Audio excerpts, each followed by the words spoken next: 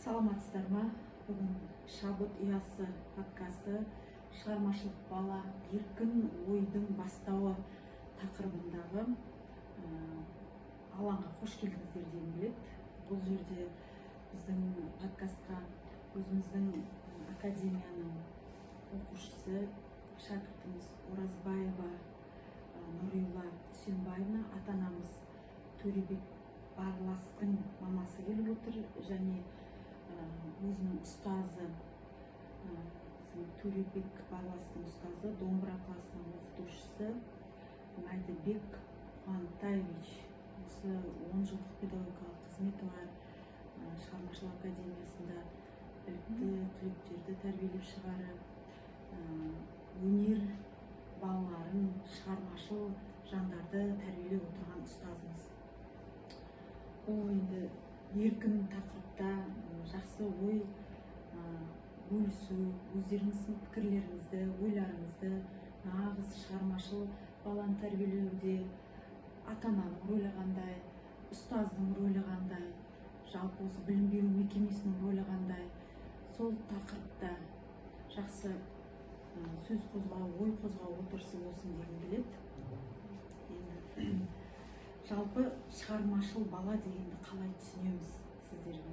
Ұстаз ретінде сіз шығармашыл баланы қалай көресіз? Ата-ана ретінде шығармашыл баланы тәрбиелеп отырған ата-ана ретінде сіз қалай көресіз? Соған тоқтала кетсек. Мен айтып кетейін, алдымен қалай біраз шәкірттер өтті, 10 жыл осы жұмыс істеп жатыр. Әкем де ұстаз болған, қазақ тілінде мақал бар, етікшінің баласы етікші болады демекші. Әкем де ұстаз, біздер әкеміздің жолын жалғастырып, осы салада келе жатырмыз. Шүкір, осы саладан өзіміздің ерекшелігімізді жеп, біреуден ілгері, біреуден кеш өмір сүріп жатырмыз. Дегенмен мына шығармашыл бала қалай болу керек деген сұраққа мен былай жауап бере аламын. Шығармашыл бала ол көбінесе өзінің өнер саласы болсын, спорт саласы болсын ізденіп жүреді. Кезінде мен өзім өмірімді айтып кетсем, мысалға әкем айтатын, шығармашылықта жалпы домбыра үйрену болсын, ән айту болсын, ол туа бітті балада қабілет болады. Есту қабілеті, музыкалық есте сақтау, ритм сезу, арақ сезу қабілеттері, жіңішке дыбыс пен жуан дыбыстың айырмашылығын мидың қабілеті сезеді.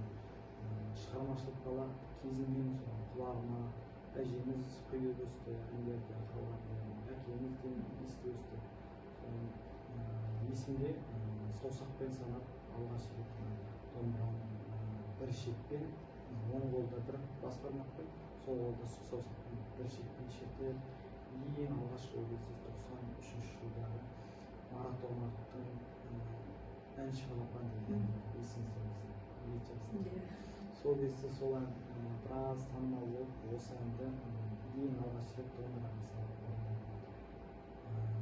Соны орындап, сосын бір әнді, сосын кезінде әкем айтатын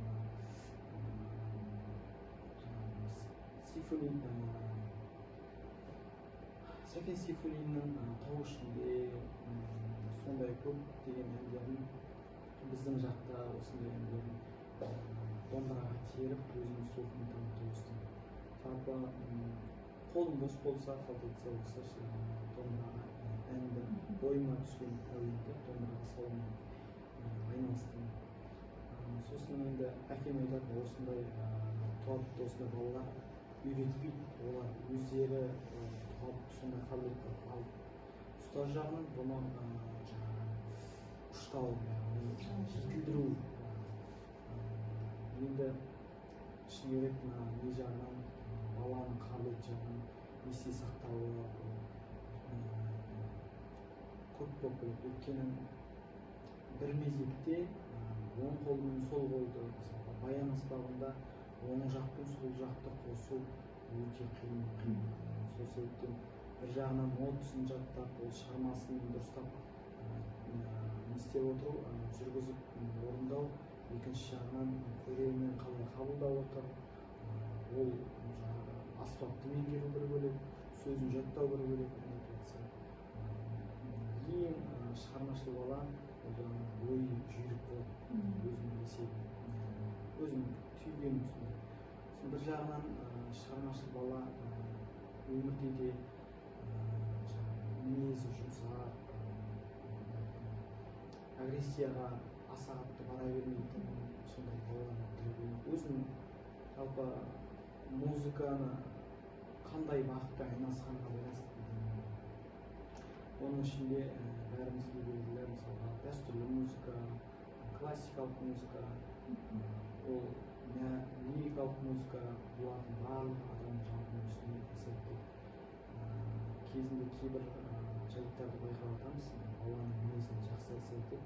Өйткені классикалық музыканы, нәзіктікті, лириканы сезіну, ол жүрекпен сезілмесе, ақыл оймен түймесе, дұрыс шықпайды. Сол себептен шығармашыл бала көбінесе ізденімпаз, солай болып келеді. Өзім өйтіп солай өстім.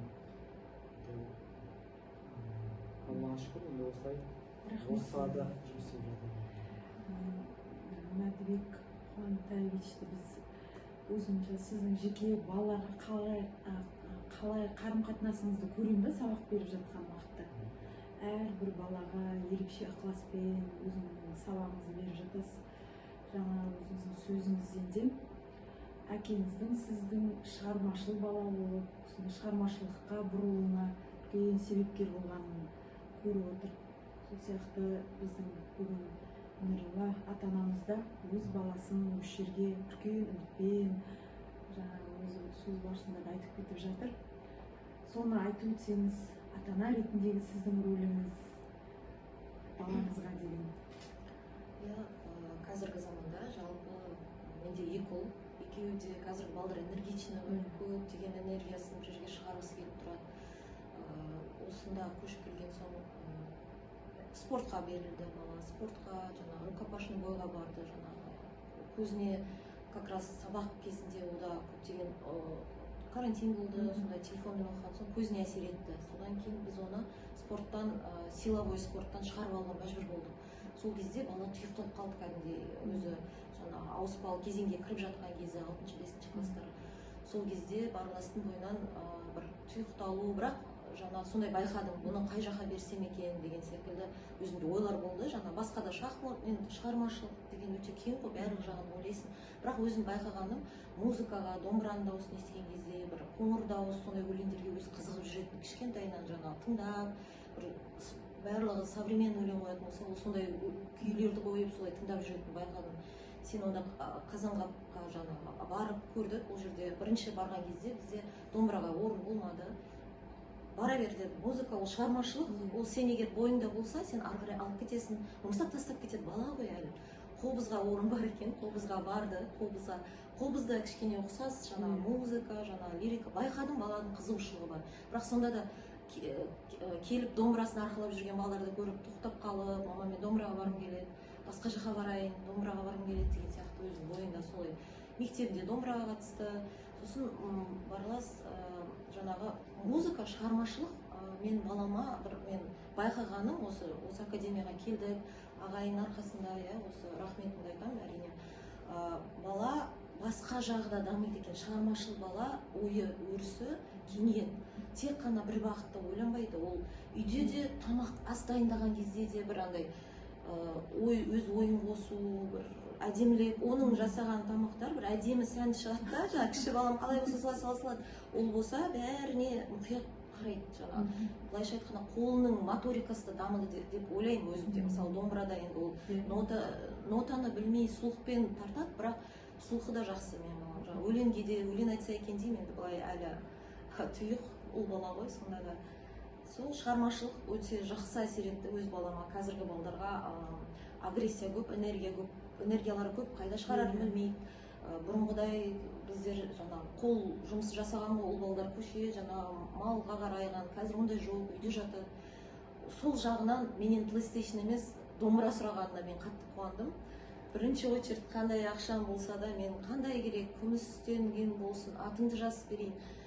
Сен оның музыкага, домбурага кызыкканы осы агайдын аркасында, шабыт берип, мындай домбура ал, шеги мындай болу керек, зерттеп, сону жана ютубтан, баар жактан карап, мама осулай экен деп косумча күй берсе, агай косумча тагы да үйрөнүп, яғни чыгармачылыгы да багыты, таланты бар экен байкадым. Сонан калай колдомойсуң андай баланы. Сол чыгармачылык бизге көптөгөн жакшы жагынан әсер этти. Азыр өзүмдө мактанам, мектепте де баары чакырат, жана домбура тартат. Сосын сахна алдында коркунучун агайы кичине басып берди десем де болот. Эркин чыгып, азыр мектепте де домбура тарт десе, оган просто бара салат. Бурун кәдимгидей уайымдап, мама мен бармайм, мен тартпайм, мага керек эмес, уялат балалар, түйүк көп азыр балдар. Көп сүйлөмөйт сосын. Ал музыкага келген кезде, домбурага келген кезде ашылат. Ойын айтат, тартат, үйдө сагынып келет мектептен кийин. Мен тартпасам болмойт, мен азыр бир күй тартып алгым келет деген сияқты. Сондай өзүнүн касиети бар. Сизге карап риза болуп отурдум. Чынымен де Барластын мамасы бір баланың жаңа шамын жағуға және сол шамын жанып бара жатқанына өзіңіз ата-ана ретінде риза болып отырсыз да, сіздің де үлесіңіз. Өйткені көп жағдайда бізде ата-аналар өзіміз баланың шамын сөндіреміз. Қалай домбыра сен не теңің, қаяқтан сен домбыра тартқан, жаңа ер балаға домбыра деген керек емес, сен одан жаңа төбелесті үйрен деп. Кейде біз баламызды сол жағынан өзіміз жаңағыдай құқық бұзушылыққа жіберіп жатпаймыз ба, өзіміз жаңағыдай бір көшенің өрескел қылықтарын баламызға өзіміз жарнамалап жатпаймыз ба деген ой туады да. Жаңа боғауыз айтпайтын еркек еркек емес деген ата-ананың аузынан да сөз естіп жатамыз. Бірақ сіз өз балаңыздың бойыңыздан осы жерге келіп, қандай бір домбырадан, балаңыздың бойынан бір домбыраға қатысудан қандай өзгерістердің тұлға болып қалыптасуында өзгерістерді көріп отырсыз. Сондықтан ата-ана ретінде сізге рахметімді айтқым келеді. Бірақ біз кейде ойлап қаламыз, шығармашыл бала деген ол тек домбыра тарту, ән айту деп. Жоқ, ол ойдың еркіндігі, жан-жақтылығы. Ол ой еркін, қиялы бала болса, ол жаңағы бәрі оңай сияқты көрінеді оған қазір. Бәрі сіз айтып тіпті сахнаға шығу жеңді деп. Оның өзі ертең бір жерге, ол бір қорқатын шаққа өзінің осындай бір жеңіске жеткенін анараға шығып, көптің алдына жаңа сахнаға шығып отырып өзін көрсете білудің өзі үлкен батыл қадамға бара алатын баланың жеңісі деп білуге болады. Жаңа ұстаздың айтып жатсыз, ол жерде ұстаздың рөлі жігер беретін, жаңа баланы қажетін, сен жетесің, бұл сен қолынан келеді деудің өзі жаңа үлкен дүнияда ең бірінші балаға, шығармашылық балаға, жалпы балаға қолдау көрсететін ата-ана ғой. Үйден ата-ана. Әрбір ата-ана өзі ойлану керек дейді. Мен ылғи сол сөз айтам. Мен баламның өмірінде қаншалықты бармын. Мен қазір қай жердемін, соның дейтін. Жаңа бір сұрақ қойғым келеді. Ата-анаға, тіпті ұстазға, қазір бәріміздің заманның бір күресі болып тұр, гаджет. Содан баламызды қалай шығарып жатыр? Қаншалықты біз ықпалымыз менің беделім бе, ананың беделі ме деген сияқты. Бұл жерде де ата-ананың рөлі ғой. Сіздерге сол бағытта қандай жұмыстан жатсыздар? Екеуіңіз де енді ата-анасыздар, жалпы ұстаз ретінде балаларға қаншалықты талап қойып жатамыз. Кейде деген балалардың қолынан гаджетті, телефонды алу, екі көзі сол телефонның қолында былай қимастықпен қоштасып жатады сабақтың үстінде балалар. Үлкен бір, ол қазір, ол заманның талабы, қажеттілік, қазір тіпті жаңағы жасанды интеллектке көшіп жатқан талабы. Бірақ сол талапты пайдамен ұштастыруымыз керек та, менің балама қаншалықты оның пайдасы бар, мен ол уақыттың қаншалықты жаңағы тиімді пайдаланып жатырмын деген. Ата-ана ретінде сіздің қоятын соған талаптарыңыз бар ма? Болса қандай талаптар? Ұстаз ретінде сіздің талаптарыңыз, оны қаншалықты балаңыз, шәкіртіңіз жаңа құлақ қыстыртып жатыр, нәтиже шығарып жатыр деген сондай бір сауал өз ойларыңызды айтсаңыздар. Мен бір ой қосып кетейін бұл жөнінде. Шынын келгенде менде шынымен мен кішкентайымда тұңғышымда менде ата-анам ғой, алғашында сол тыныштандыру мақсатында телефон беріп, сосын біраз уақыт өткеннен кейін байқап, оның алдында ата-әже барлығын айтып жүрген үндемей қалдым. Сол себептен бұл гаджеттің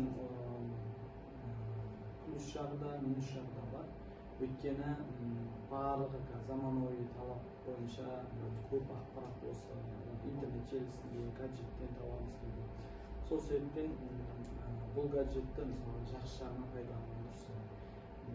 Көбінесе бұл бір пайдасыз контенттерді көру арқылы бала қызықты нәрселерді көреді, дегенмен де адамның ойлау қабілетінің тежеліп қалатындығы. Өйткені оған менің өзімнің тұңғышым сөйтіп ата-әже деп айтып отқан бала үндемей, үндемей ымдап бастайды. Содан логопедке дефект болып қалып, сосын ары қарай 3 жастан аса барып шыға бастады. Содан кейін бұл енді заманауи талап болғанында жасанды интеллект болсын, барлық нәрселерді телефон арқылы алу ол да қауіпті ма деп ойлаймын. Өйткені бала ойлау қабілеті тежеліп қалады. Өздігінен жалпы Жапонияда болсын, мен естіген бойынша дәстүрлі оқу форматында екен. Аллаға шүкір, енді олар ең озық мемлекеттердің қатарында ғой, десек те жас өсе келе барып, сосын белгілі бағыттарда ғана қолданса деген ой бар. Енді көп бағытта да қолдануға болады, атап айтсақ балаларға гаджет болсын нелердің көп қолдануын азайту керек. Толыққанды болмағанында азайту керек. Ойлау өрісі тежеліп қалады деп ойлаймын.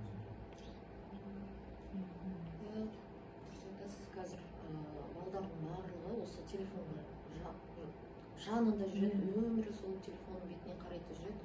Қазіргі оның зиянын енді айта берсе өте көп қой, көздің жаңағы бұзылуынан бастап, денсаулығынан жаңағы. Сондықтан және де бір айтатын нәрсе, телефондағы көрсетіліп жатқан 15 секундтық жаңағы роликтер болсын, соны өмір сүру, прожить дейді ғой, олар сол 15 секундта оны көреді да, как будто соны уже өтіп қойған секілді қарайды. Ондан опыт алып жатқан жоқ, тәжірибе алмайды. Қазіргі барлық мидың өрісі даму үшін қолмен сен іс-әрекет жасау арқылы тәжірибе жинайсың. Мысалы, ол жерде видеода көрсетіліп тұр, тамақты оны өзі жасамаған соң ол тәжірибені алған жоқ, бірақ оның миы оны алдайды. Яғни біздің адамның миы оңай жақты, жеңіл жақты іздейді. Сондықтан бала, ол енді дамып келе жатқан бала, оның организмі әлі дұрыс, не дұрыс, не бұрыс екенін білмейді. Ондай қысқа роликтер оның сөйлеуі де, миының дамуы да, дұрыс айтасыз, тежеледі, кәдімгідей тежеледі. Сондықтан да оны көптеген қазіргі телефонда бар, мен родительский контроль қоямын балаға, я үлкен бала, ол маған ренжейді арасында, бірақ қазір уже бізде договоренность, келісім бар. Осыншама уақыт беріледі күніне, өзің қара, қалай қолданасың, жалпы саған 3 сағат беріледі, не қарайсың, өзің қарайсың. Бірақ енді приложенияларға көп қоямын, қарап отырамын, не скачивать етіп жатыр, маған келеді, разрешать етсем өзім, кейбірін тежеймін, сұраймын, не үшін, осылай домбырада осындай нота қараймын, болмаса осындай ютубта осындай күйді үйретіп жүрмін, мама ютубқа тағы 1 сағат созып беріңізші деген секілді, мен оған рұқсат беріп отырамын.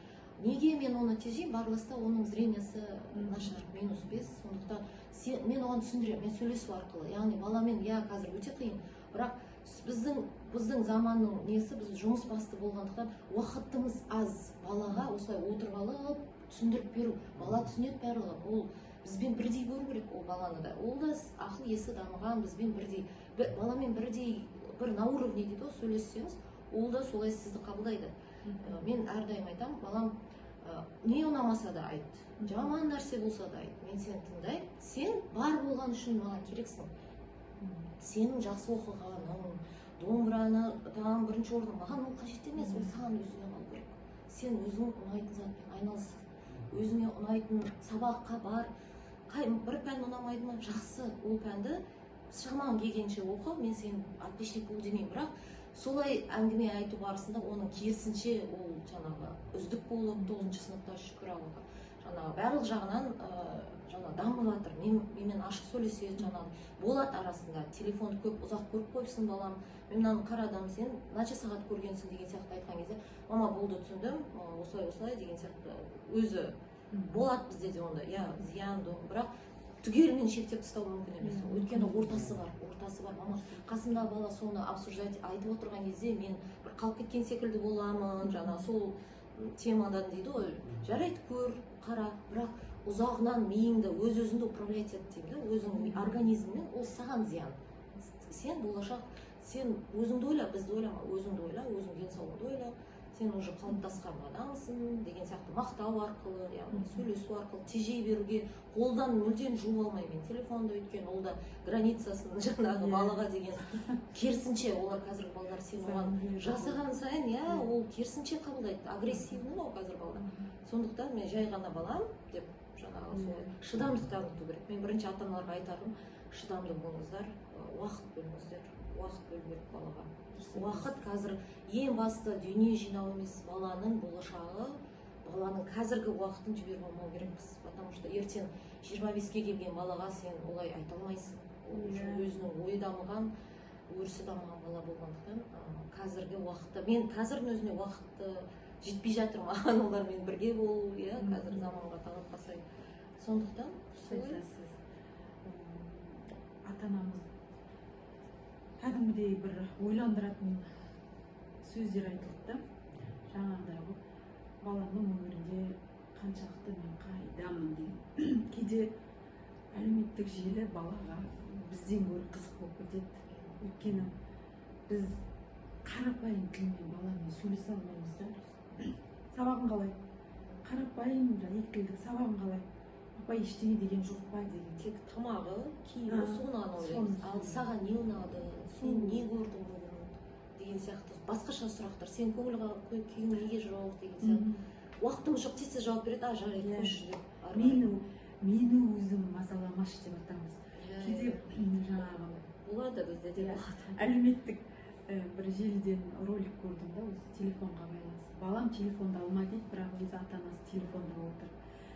Кейде ата-аналарға мынандай сұрақ қоямын, мен сіздің өзіңіз қаншалықты телефонға тәуелдісіз деген уақытта, жоқ мен бірдеңе дейді, мен айтамын, екінші сұрақ деймін, сіздің телефон жатар уақытта сіздің телефон қай жерде тұрады дейді. Бас жағында будильник үшін дейді, бірақ ол тіпті өзім бір жаңағы өзіме бір не жасадым ғой, эксперимент.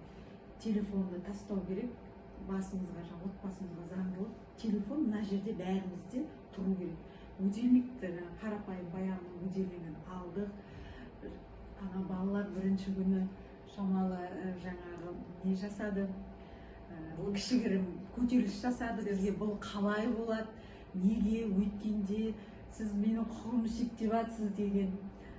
Сол кезде заң білушілік басталды деймін ғой, бірақ келісіммен артынан барып бір қарасам, қызым кітап оқып жатыр, мынаны бітіріп тастаған, мама тағы да екінші қайтара осындай кітапқа қызығушылығым артып жатыр деп оны алып келіп жатыр.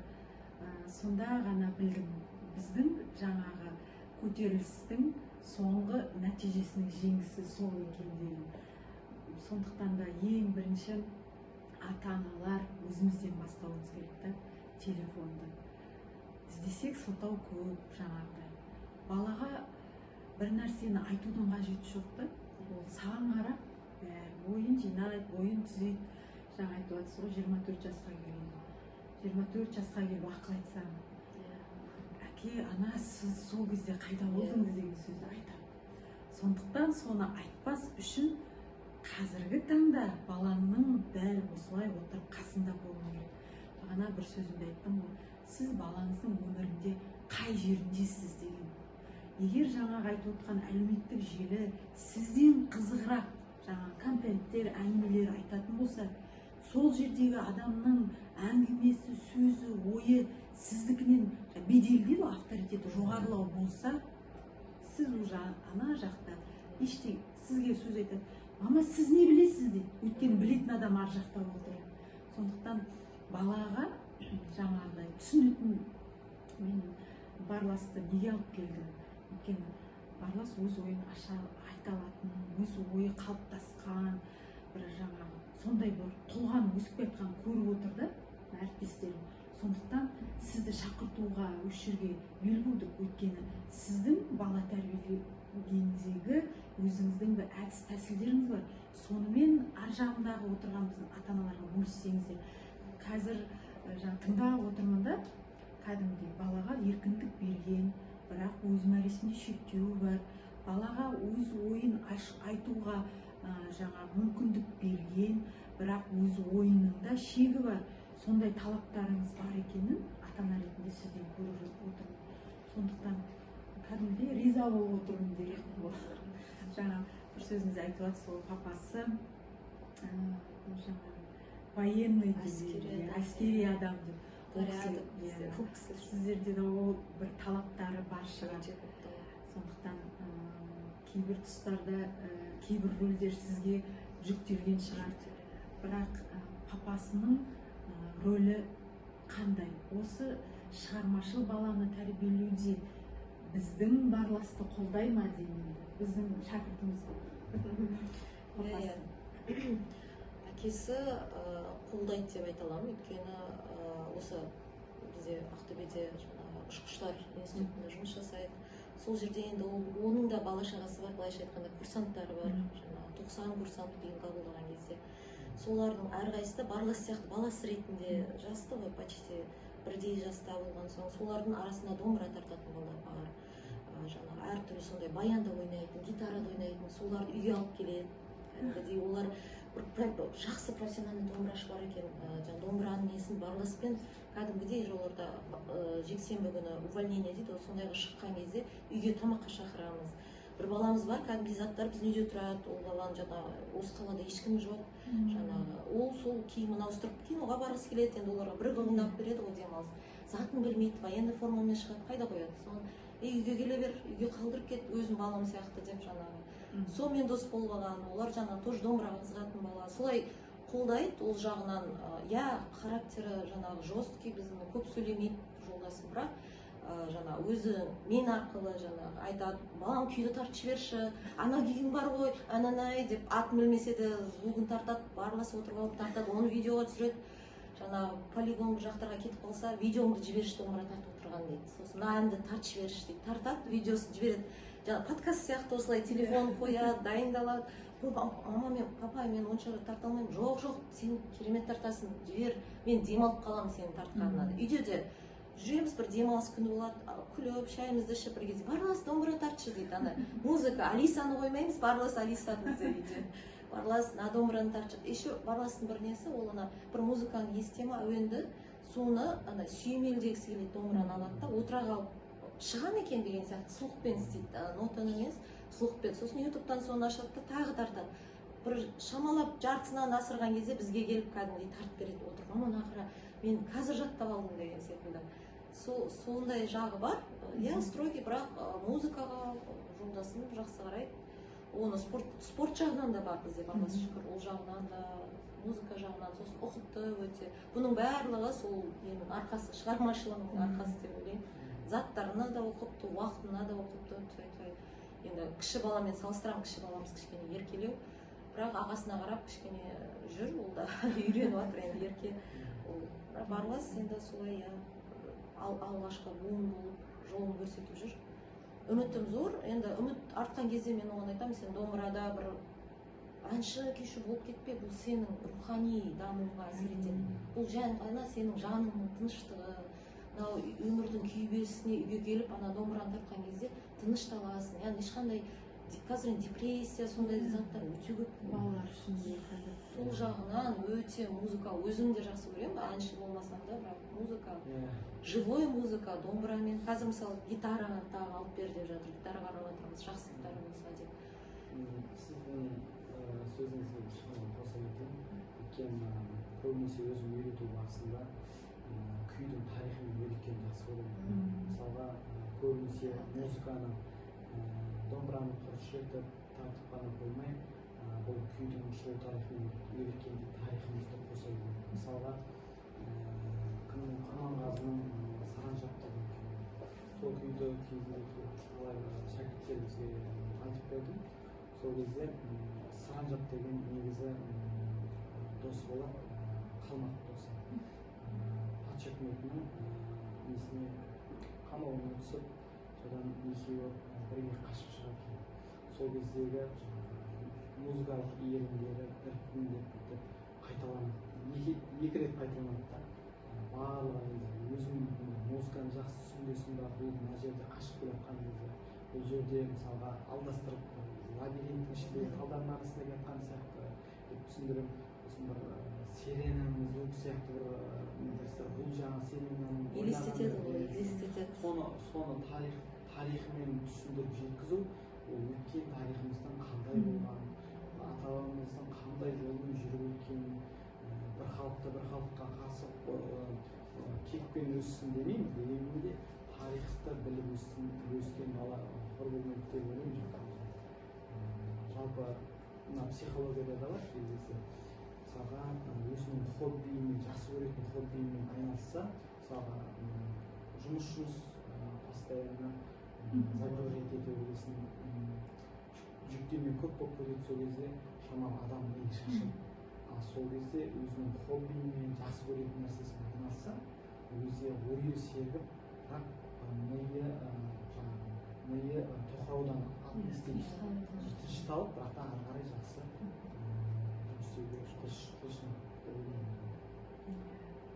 шынымен де бұл өте маңызды ғой. Жалпы мен айтам да, қоғамдағы бір элиталық топты қалыптастыруда, өнер адамдарын тәрбиелеуде жаңағыдай ойын ашық жеткізіп, бір ашушылықтың басын басып, өстіп өз-өзін ұстайтын баланы тәрбиелеуде де осындай бір үлкен шығармашыл балалар тәрбиелеуде осы жұмыстардың рөлі өте жоғары. Бір осы жерден бір сауал туады. Баламыз қателеседі, қателеспейтін бала жоқ. Ұстаз ретінде қателесіп жатса, қалай қолдау білдіреміз, немесе жазалаймыз ба? Ата-ана ретінде қателескен балаға қалай жол сілтейміз, или ата-ана ретінде жазалаймыз ба деген сұрақ туады да. Сол бағытта пікірлеріңізді білдірсеңіздер. Жақсы, бірінші қосып кетейін. Мысалға қателеспейтін бала болмайды. Қателік не үшін? Қателік ол саған сабақ болу үшін біріншіден. Екіншіден, мысалға күйді тартып отырып қателесіп жатса, мен ол баланы өзі тоқтамайынша бөлмеймін. Өйткені осылай тартып дегенмен де содан тартып болғаннан кейін ба, сенде мынандай қателіктер кетті, бұл қателіктерді мынандай жолдармен мысалға бір буынды бірнеше рет жай екпінде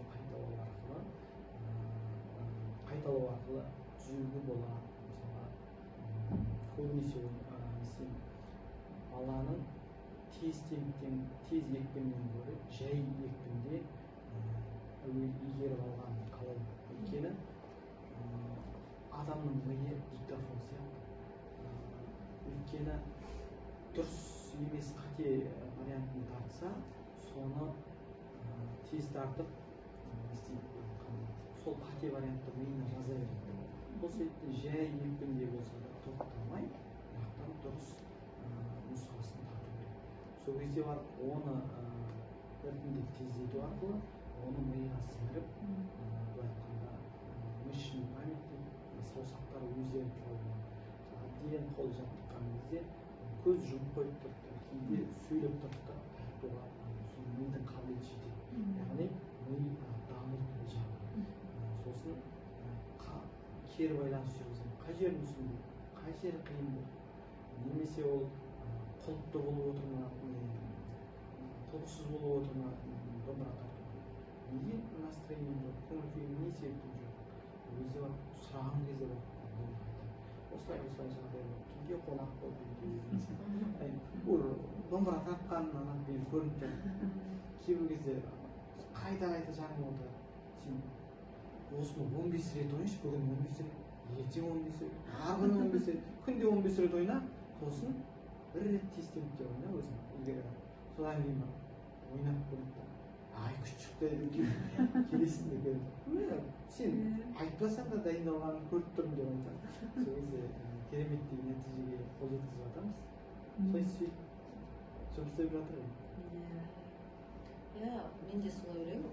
Қателеспейтін адам жоқ қой, өзіміз де қателесеміз, бала да солай. Бірақ енді ашуға кейде неге олай істедің, былай істейді деген сияқты резко жауап берудің қажеті жоқ. Мен әрдайым айтамын, иә, мен балам өзі андай бір қате екенін білсе, мама мен мынаны осылай жасап қойдым, сразу айтады, осылай болып қалды. Мен айтамын, ештеңе кетпейді балам. Сен ең бастысы келесіде қателік жасама демеймін. Осы жасаған қателігінен опыт, тәжірибе алшы. Мысалы, қара, сен осы жаққа бардың, ерте бармағандықтан сен кешіп қалдың. Келесіде просто соны ойла да, келесіде басқаша жасап көр. То есть тәжірибе ал. Әрбір қателік сен келесі неге көтермелеуіңе, жоғарылауыңа септігін тиеді. Ол біріншіден. Екіншіден, дұрыс емес істедің, олай істеген ол өзі түсінеді, ол жоқ қалыптасқан, ол айтады, мен дұрыс істемедім, мен білем деген сияқты. Мен балам осылай деп айтам. Сосын жаңа ағайды айтып жатыр ғой, ағайының бір жақсы маған ұнайтыны, жаңа домбырада үйге де болады ғой кейде, қате тартып қойдым деп нервничать етеді да, сен неге нервничать? Бірақ мама маған айтты, жай тарту керек, былай істеу керек деген сияқты сабырлықты үйренді да, бір андай. Бұрынғыдан резко қалай ютубта тұрма, солай тартқысы келеді бірден. Мен олай болмайды. Сен тәжірибе жинасың, это с опытом, ол ағайыңды бірден тартып кеткен жоқ. Кез келген адам бірден істей салмайды ештеңе. Сен білмейсің артында қанша миллион раз істеген шығар қатені. Ол да адам, ол да сен сияқты адам. Деп ойланып қалады. Солай мамама, не бірден әнші күйші боламын ба? Жоқ, олай емес. Ештеңе кетпейді қатема, тағы да тарт. Ештеңе кетпейді, тағы да тарт. Жаңағыдай айта берем, папасы, не істеп жатсыңдар, қайта бір нәрсені тартам, мен тыныш деймін, тартсын, ештеңе кетпейді деп. Сөйтіп үйренеді, енді болады арасында ұрсамыз, не қыламыз, балам олай істемей деген сияқты. Енді өз қасыма келіп айтады, мама мен түсіндім өткенде не үшін ұрысқаныңызға деген сияқты. Сондықтан да кішкене шыдамдық, сондай керек. Бала өзімізде бірдей ғой, қазір олар бәрі ақылды, ой өрістері дамып тұр. Тек қана кішкене жаңағы эмпатия жетпейді бізге қарағанда олар тұйық, жылулық, ондай эмпатичный емес қазіргі балалар. Сол жағынан кішкене оларға демеп жіберсек. Өйткені жылулықты өзіміз ата-ана болсын, мұғалім болсын бермесек, сырттан жылулық іздеп келеді. Содан қорқамыз. Жылы сөйлеген бір адам ақша беріп сөйлеп, не істесе соныкі дұрыс екен деп бұрылып кете ма дегенде қауіп болады. Жаңағы жалпы балаға қателесуге рұқсат беруіміз керек қой. Қателескен ол деген дұрыс. Адам деген бәрі бірдей қатесіз түзеу жол болмайды. Әппақ болса қараның бар екенін қайдан білеміз? Бәрі қап-қара болса әппақтың бар екенін қайдан білеміз? Жаңа өзіңіз айтып отырсыз ғой. Сол қатеден нәтиже шығарған жағдайда ғана біздің жұмысымыздың жаңағы қателіктен жақсы результат сол уақытта болады ғой, нәтижесі. Сондықтан қателесуге де рұқсат беруіміз керек. Қай уақытта да сен айтып жатсыз ғой, жаңағы қателессең де сен менің баламсың. Мен сенің қасыңдамын. Ең бірінші қандай жағдай болсын, бір келеңсіз жағдай болса да, тіпті қуанышты жағдай болса да, бірінші ең жаны ашитын, қол ұшын беретін, онымен бірге қуанышын бөлісе алатын ең бірінші ата-анасы екенін балаға жеткізсек, тіпті сол ұстазы бірге қуана білетінін білсе бала, ол сізбен бірге деген сөз. Балаға қателесуге рұқсат беруіміз керек деп білемін. Қатенің өзі нәтиже шығаратын болса, жақсы нәтиже. Келесіде оның жақсы жаманын айырып отыратын бала одан ірі үлкен соның ішінде біреуге кесірі тиетін қателікке бармайды. Жалпы адамды, баланы жаңағы біздер үлкендер баяғыда кісі ақысына кірме, ешкімнің ала жігін аттама деп сондаймен тәрбиеледі ғой. Енді сол балаларымызды да кейде ала жік деген не деп жаңағы түсінбей қалып жатады ғой. Ол қалай деп соның бәрін ашып, жеткізіп, айтып отырсақ, одан қалды бізден оны үйден, ата-анадан, ортадан, одан қалды ұстаздардан сол мейірімділік, махаббат барлығын көріп, сезініп отырған бала жаңағы қоғамның теріс айналатын тұлғасы болады деп ойламаймын. Сондықтан әрбір өсіп келе жатырған жас буынды, жас баланы ертеңгі елдің болашағы, ертеңгі елдің тізгінін ұстайтын бала ретінде қарап тәрбиелеуіміз керек деп ойлаймын. Менің айтқым келіп отырғаным осы. Енді жалпы жаңада айтып жатыр ғой, біздер баланың отын өшірмекші деп, баланың жолын сілтеп, мынада қай уақытта болса жарықты жағып қоятын болсаң, майшамды соған қарай жүреді ғой. Соның біз жағушысы, шырақшысы біздер болайық, ата-ана болайық, ұстаз болайық дегенде. Сіздерге бір сауал қойғым келіп тұр. Соңғы сауал қояйын енді. Ұстаз ретінде, ата-ана ретінде сіздер ар жақта отырған ата-аналарға қандай кеңес берер едіңіздер?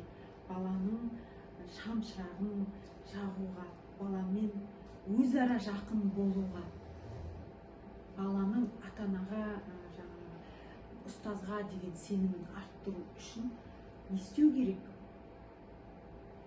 Қоғам, ата-ана, біз,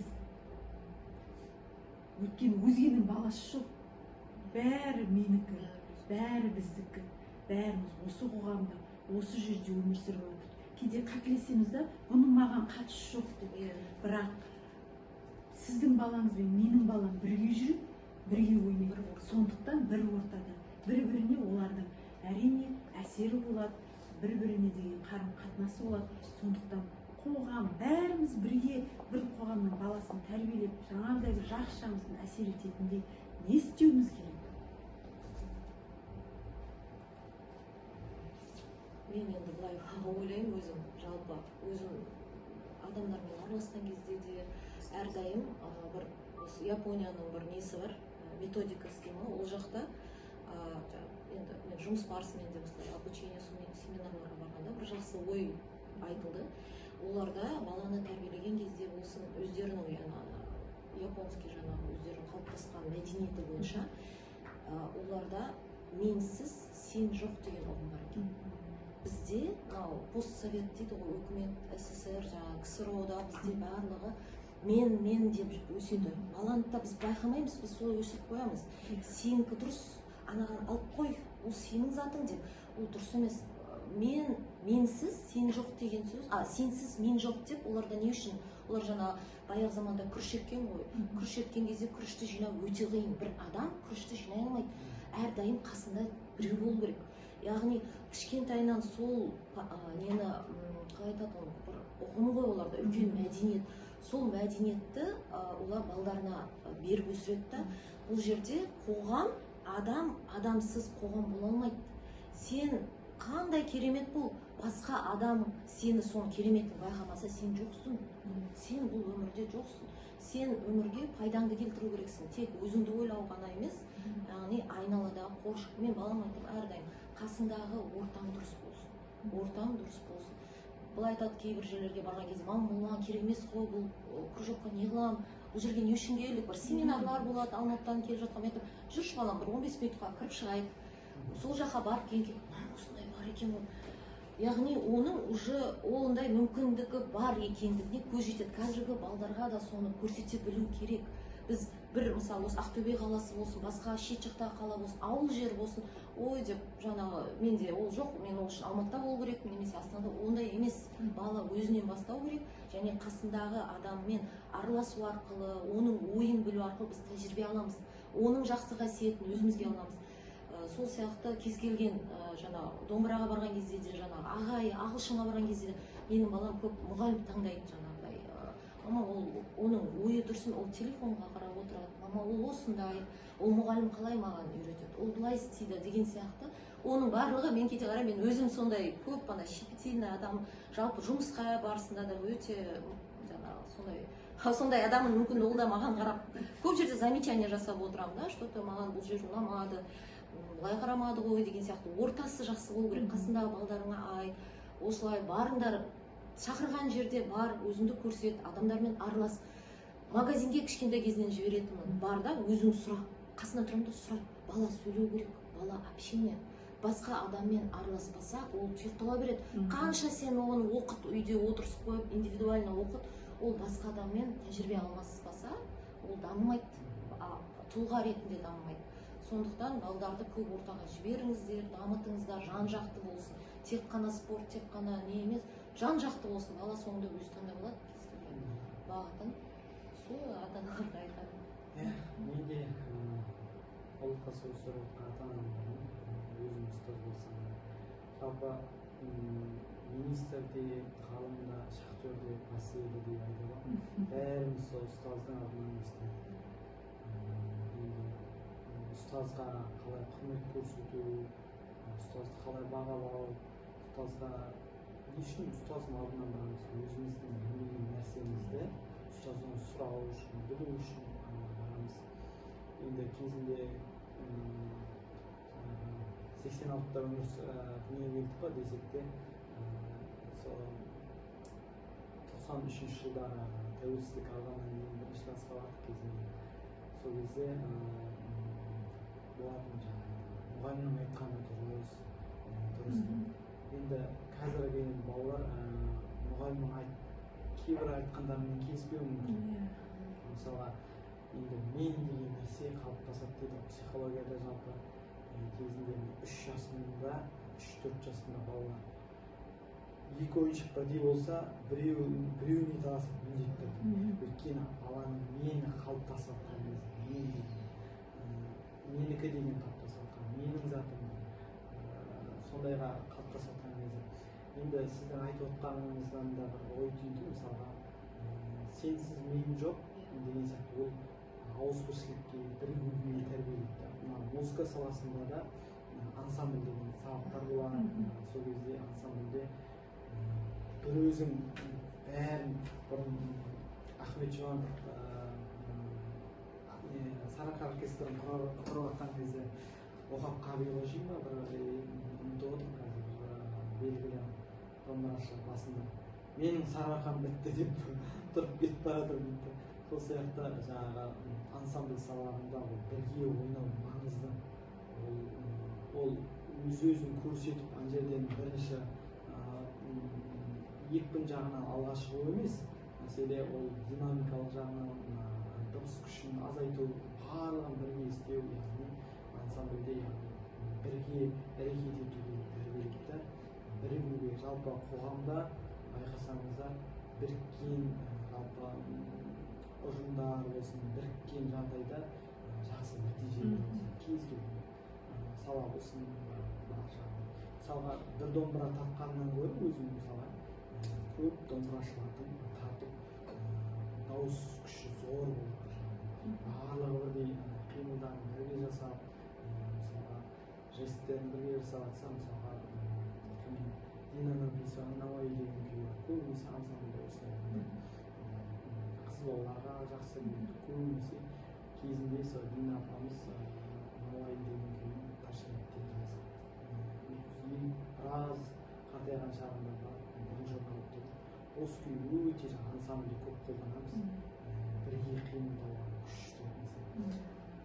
Бірігу ғой, ең басты нәрсе. Біреуді сыйлай білген бала, ол ешқашан не